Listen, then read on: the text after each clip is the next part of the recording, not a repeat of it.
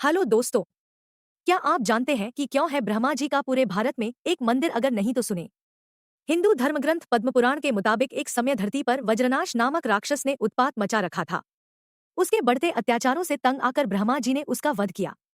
लेकिन वध करते वक्त उनके हाथों से 3 जगहों पर कमल का पुष्प गिरा। इन तीनों जगहों पर 3 झीलें बनी।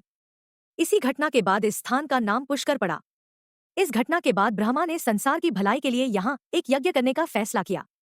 ब्रह्मा जी यज्ञ करने हेतु पुष्कर पहुंच गए, लेकिन किसी कारणवश सावित्री जी समय पर नहीं पहुंच सकी। यज्ञ को पूर्ण करने के लिए उनके साथ उनकी पत्नी का होना जरूरी था, लेकिन सावित्री जी के नहीं पहुंचने की वजह से उन्होंने गुर्जर समुदाय की एक कन्या गायत्री से विवाह कर इस यज्ञ को शुरू किया। उसी दौरान देवी सावित्री वहां पहुंची और ब्रह्मा के बगल में दूसरी कन्या को बैठा देख क्रोधित हो गई। उन्होंने ब्रह्मा जी को श्राप दिया कि देवता होने के बावजूद कभी भी उनकी पूजा नहीं होगी। सावित्री के इस रूप को देखकर सभी देवता लोग डर गए। उन्होंने उनसे विनती की कि अपना श्राप वापस ले लीजिए, लेकिन उन्होंने नहीं लिया।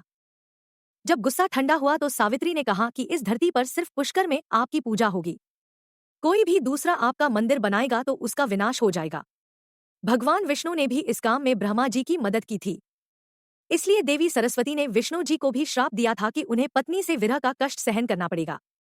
इसी कारण राम भगवान विष्णु का मानव अवतार को जन्म लेना पड़ा और 14 साल के वनवास के दौरान उन्हें पत्नी से अलग रहना पड़ा था। ऐसी ही और ज्ञान की बातें जानने और सुनने के लिए हमें फॉलो करें। धन्यवाद।